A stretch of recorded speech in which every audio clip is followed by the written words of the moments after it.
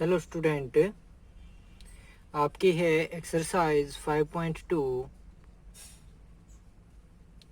और इसमें आपको अब करना है क्वेश्चन नंबर 10। आपके पिछले वीडियो में हमने 9 तक कर लिए थे, 9 तक।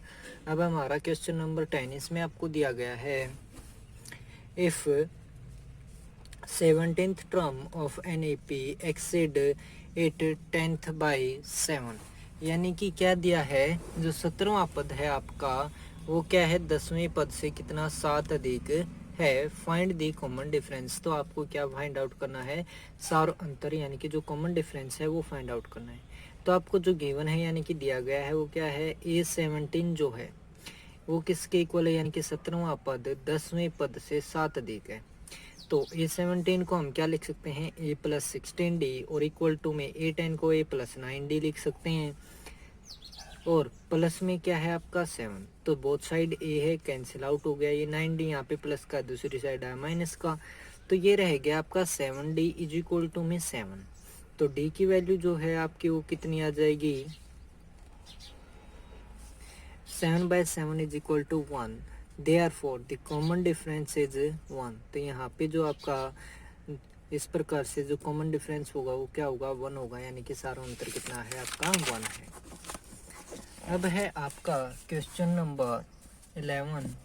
इसमें आपको क्या दिया गया है, which term of the AP 3, 15, 27, 39 will be 132 more than it's 54th term.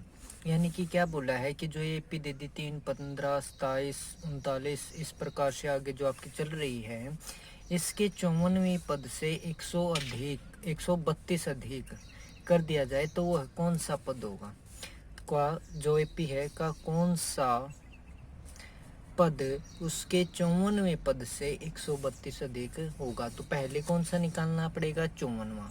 तो 54वें पद को निकालने के लिए हम क्या करेंगे, गिवन यानी कि दिया है आपके पास a इज इक्वल टू में 3, ठीक है। फिर d इज इक्वल टू में क्या आएगा, 15 माइनस में 3, यानी कि a2 माइनस में a1, या फिर a3 माइनस में a2। तो 27 माइनस 15 यहाँ पे आ गया आपका 12। तो A54 को हम क्या लिख सकते हैं, A+53D। तो A की वैल्यू 3 है, 53 का 53 है, और D की वैल्यू आपकी 12 है। तो 3 प्लस में 53 की और 12 की मल्टीप्लाई करेंगे तो 53 2 जा 106। तो 10 होगी कैरी आपकी, 53 1 जा 53 और 10 कैरी थी तो कितना हो गया 63। तो इसको ऐड करेंगे 3 को और तो कितना हो जाएगा 639 हो जाएगा आपका। तो अकॉर्डिंग टू क्वेश्चन यानी कि प्रश्नानुसार आपका क्या बोला है कि 54 में से 132 अधिक, तो 54वां पद कितना है आपका 639, और प्लस में 132 आपने ऐड किया तो कितना हो गया 771। तो अब आपको ये बताना है कि ये जो 771 है ये इस एपी का कौन सा पद है। तो एन की जगह पे आपका कौन सा हो गया 771, ए की जगह आपका 3 हो गया, डी की जगह कितना हो गया 12।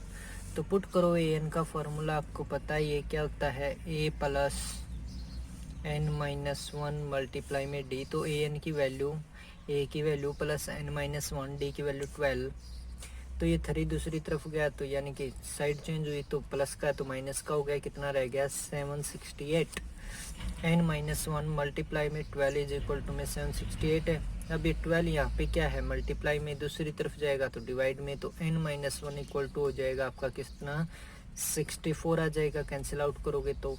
अब ये -1 है, ये दूसरी तरफ जाएगा यानी कि साइड चेंज करेगा तो क्या हो जाएगा आपका प्लस में, और कितना बना देगा 65। यानी कि जो 65वां जो पद है वो क्या है 54वें पद से 132 अधिक है। Hence 65th term was 132 more than 54th term. यानी कि 65वां पद 54वें पद से 132 अधिक था। अब है आपका क्वेश्चन नंबर 12। इसमें आपको बोला है कि 2 एपीज, और इस सम को ना आपका जो ये वाला सम था इसको अगर कोई एक नंबर में पूछे तो उसके लिए आपकी शॉर्ट ट्रिक है कि इसने बोला है कि कौन सा भाई 54वां पद है, ठीक है, उसमें कितना 132 ऐड किया जाए, ठीक है। तो यहाँ पे आपको डिफरेंस का पता चल गया है कि कितना है, 12 है। तो A54 यानी कि 54वां पद प्लस में 132 जो दिया गया, जो भी आपको ऐड करना है उसको किससे डिवाइड कर दो, D से डिवाइड कर दो, यानी कि 12 है। तो 54 प्लस में इसको कट किया, कितना आया 11, तो कितना आ जाएगा 65। तो ये था अगर आपका क्या पूछा जाए कि एक नंबर में पूछा जाए, जो भी पद बोला हो वो एज इट इज लिखो आपका, यानी कि 54वां बोला है तो 54वां, 32वां बोला था तो 32वां, ठीक है। उसमें ऐड जो करना है वो ऐड करो, डिवाइड में उसके क्या करना है ऐड वाले के, कि जो डिफरेंस दिया गया है एपी के अंदर वो, तो डिफरेंस कितना था 12, तो 54, ठीक है। 132 को 12 से डिवाइड किया 11, तो ये क्या आ गया आपका 65। अगर एक नंबर में आपसे पूछा है तो इतनी रामायण करने की ज़रूरत नहीं है। अगर 4 नंबर में क्वेश्चन आता है तो ये आपको करना पड़ेगा, ठीक है।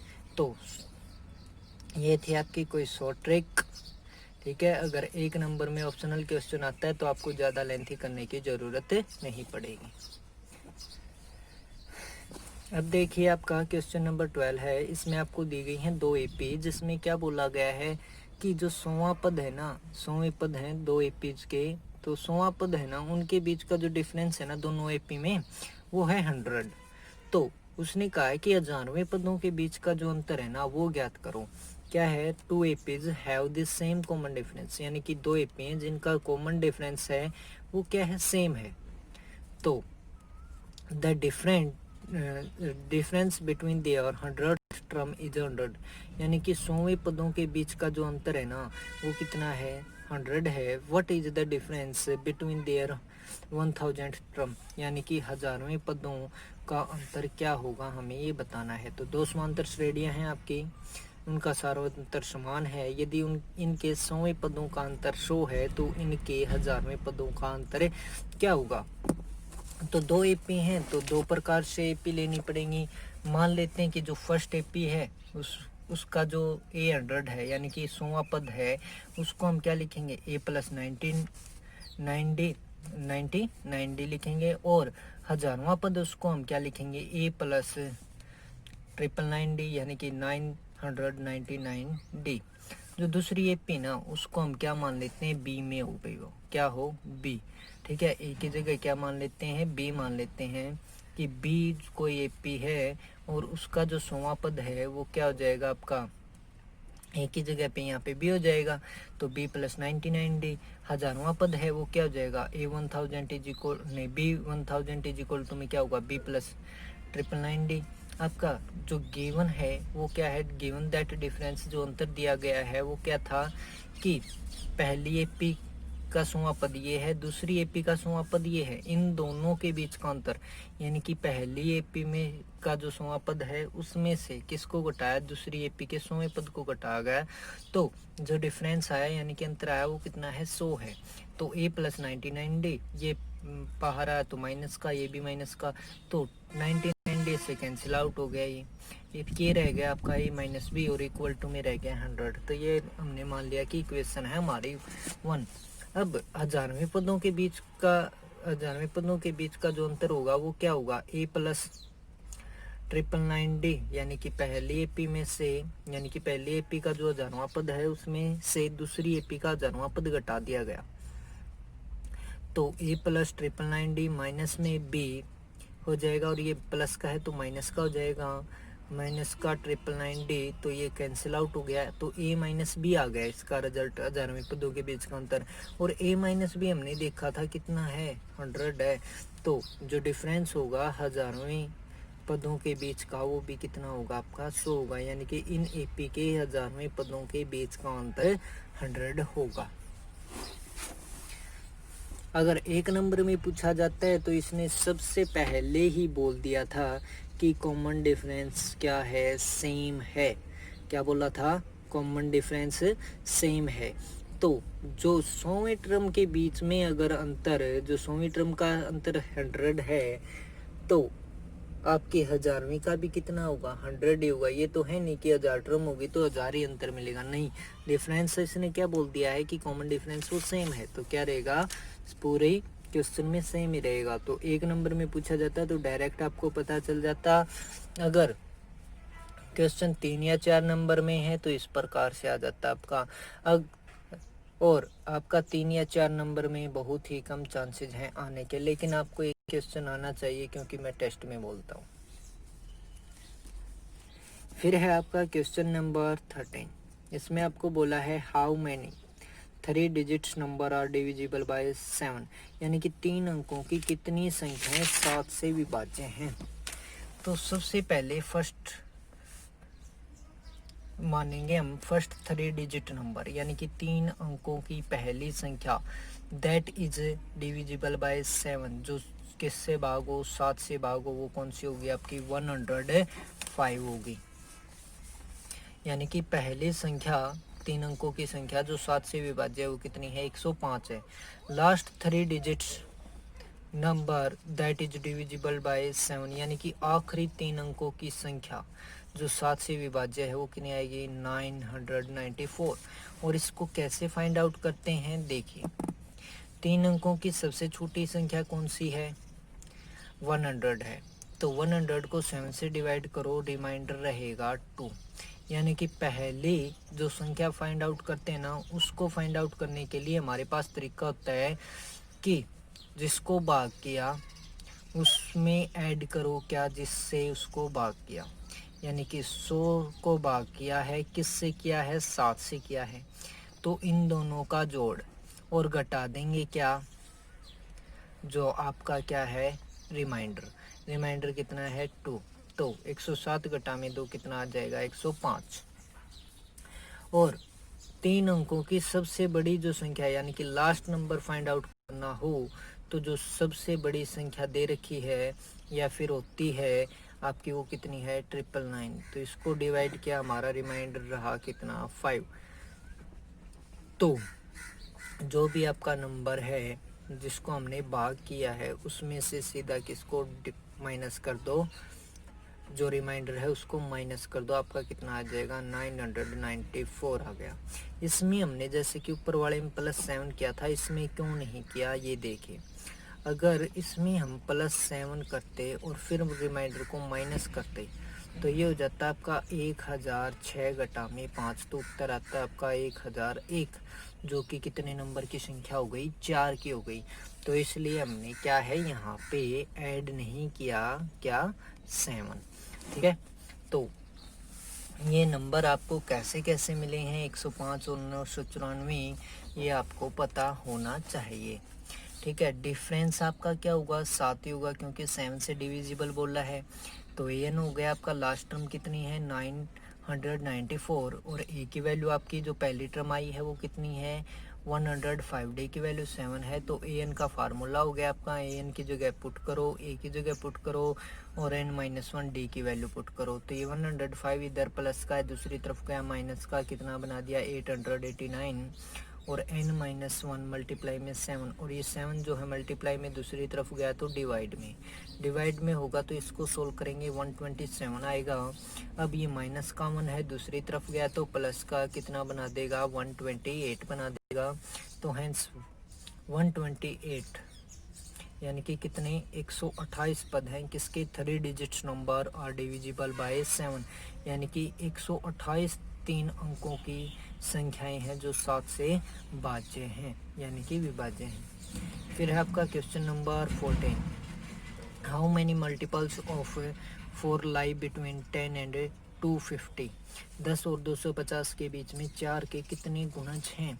तो 10 और 250 के बीच में यानी कि 10 से बड़ी लेनी हमें, तो 10 को 4 से भाग करो, कितना आएगा रिमाइंडर आपका 2 आएगा। तो पहली संख्या फाइंड आउट करने के लिए मैंने बताया था कि जिसको भाग किया जिससे भाग किया तो वो क्या है 10 + 4 हो गया, रिमाइंडर कितना है 2 है, तो उसको सब्ट्रैक्ट कर दो तो कितना आ गया 12। तो जो first multiple of 4 that is greater than 10, यानी कि पहला गुणज किसका 4 का पहला गुणज जो क्या है 10 से बड़ा है वो कौन सा है 12। अब छोटा किससे देखना है हमें 250 से, तो 250 को 4 से भाग करोगे तो कितना आ गया रिमाइंडर आपका 2 आ गया। ठीक है, तो इसमें से जो रिमाइंडर रहता है लास्ट टर्म वाला क्या होता है कि जो भी संख्या बाकी है, ठीक है, उसमें से रिमाइंडर को माइनस कर दो, तो कितना आ गया 248। वही काम ये 250 में +4 क्यों नहीं किया और फिर -2 क्यों नहीं किया, तो इसके पीछे का रीज़न था कि 250 + 4 करते तो कितना हो जाता 254, और रिमाइंडर को माइनस करते तो क्या होता 252, जो कि बड़ा हो गया किससे 250 से। लेकिन हमें क्या करना है 250 से छोटा ही लेना है, क्योंकि 10 और 250 के बीच की संख्या लेनी है, न कि उनसे बड़ी या छोटी। तो आपका कितना आ जाएगा last multiple of 4 that is less than 250 is equal to में आपका 248 है, यानी कि 4 का अंतिम गुणज जो 250 से छोटा है, यानी कि आखिरी जो लास्ट वाला है वो कितना है 248 है। अब 4 का मल्टीपल है या डिविजिबल है, तो जो डिफरेंस आएगा वो आपका कितना आएगा 4 आएगा। तो यानी कि वैल्यू 248 हो गई, ए की 12 होगी, डी की वैल्यू हो गई आपकी 4। तो एन जो होता है वो आपका होता है +n-d, तो 248 is equal to 12 + n-1 multiply में डी की वैल्यू आपकी 4 है।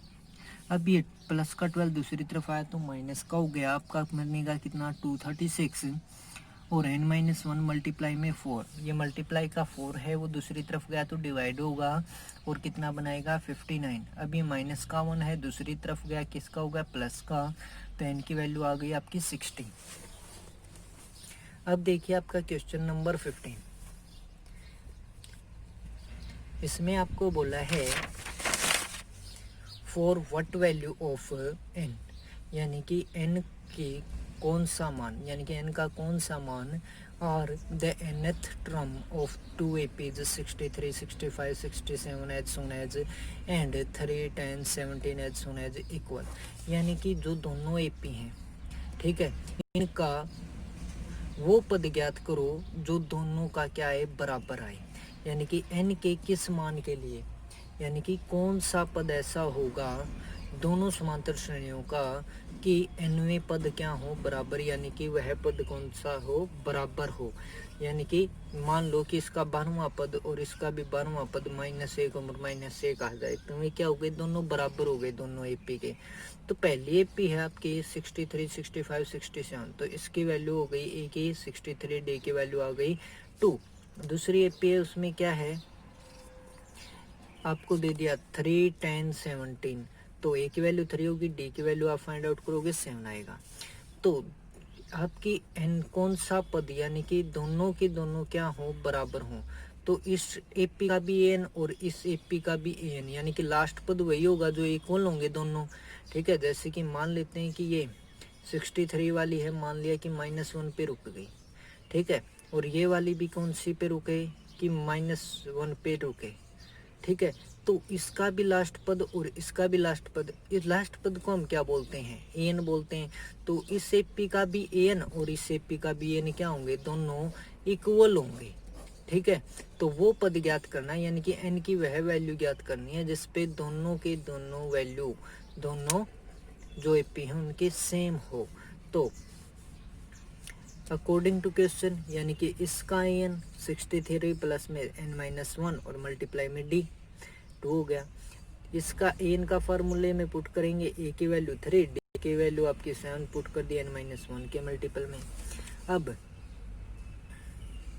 यहाँ पे देखेंगे कि जो 63 है उसमें से हमने ये जो 3 था उसको माइनस कर दिया, यानी कि ये दूसरी तरफ गया।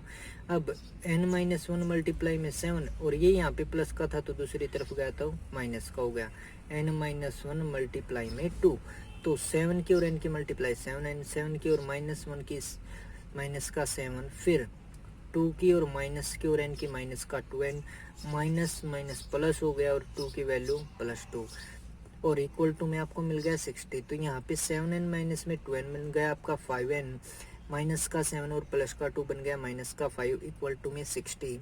तो 5n है वो किसके इक्वल हो जाएगा 60 + 5 के, तो कितना बन गया 65। तो n की जो वैल्यू है वो कितनी आ जाएगी 5 जो मल्टीपल में था वो डिवाइड में हो गया तो कितनी आ गई 13। Hence the 13th term of the two given AP, यानी कि जो दोनों एपी आपको दी गई हैं उनका 13वां पद क्या होगा, बराबर होगा। एपी जा रहे इक्वल, तो उनका 13वां पद बराबर है।